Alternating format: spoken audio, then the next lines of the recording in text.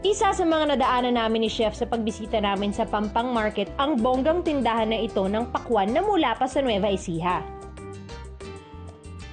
Magkano po ba kada kilo ng pakwan na ito? 20, isang piraso.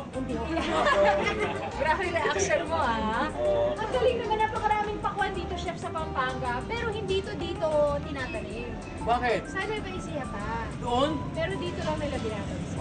Dahil malapit din naman Pampanga Sentro, kaya gano'n. At saka andun lang yung palengke. Ayun. Kuha kaya tayo ng ng watermelon cooler. Sige. Diba? Oo. Bilang maraming pakwan. Why not? Why not? Yan.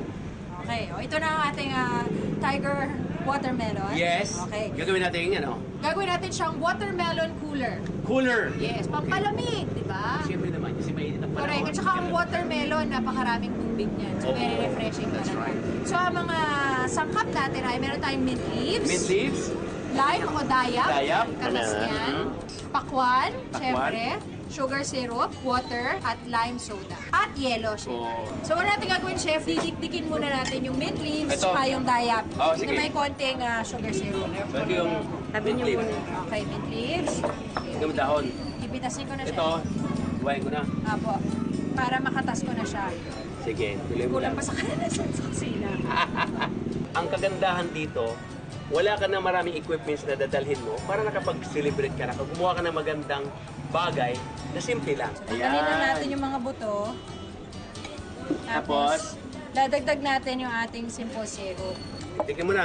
Para yung juice niya ay lumabas. At saka yung mint. Yes. Wow, ang bango ah. Dahil. Wow. Wow. Wow. Sarap. Lasang pakwan kaya to. Oy, ang ganda. Tingnan mo na. Tingnan pala ate. Ang gagawin ganito bitin na oh. Ganyan ako pa nag-cubes oh. Para diretso na, chef, no? Yes. Pagtanggal mo. So yan pala ang technique. Yan. Lagyan na natin. Ayan, dito ko na ilagay dito. Sige. Konting water. Alright, Ayan. last minute natin yung lime juice. Okay, so lagyan ko ito. Oy, maganda to ah.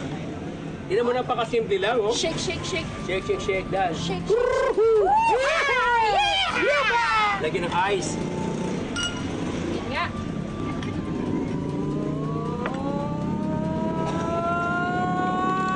Ayun ang masarap. Red and green para Pasko. Yes, yun ang masarap. Pipina, di ba? Lalagyan natin ngayon ng lime soda. Lagyan ng lime soda. Cheers! Cheers! Ay, naku, Bitina, para naman matikman yung nagtitinda ng nanay! pakwan. Ma'am, halika rito, halika. Sarap! Para maramdaman mo yung pakwan nyo.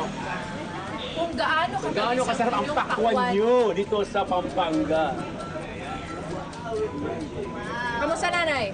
Ano po? Yum, yum. Ano naman ang experience mo doon sa loob ng palengke? Masaya? May Masaya, kasi Ha? very alive. At saka nakakatuwa dahil talagang matututunan mo yung kultura ng lugar sa pagtingin sa mga produce na available sa palengke. So, diyan natuto ka na, nako. Yes. Siguro sa sunod, kaya mo na mag-isa. Kaya ko na, bibili na ako ng bayong. Ayun! At saka, basket. Basket. Yun na nga, bayong. Sama mo ko taga-bitbit. Sige, ikaw ang taga, Oo, ako taga- pwedeng tawad, Yeah, okay. taga-barat. Magbarat ka na rin. Barat. Ayan, o siya. Okay. Alright, halika na. Let's Dito go! na tayo. Yes!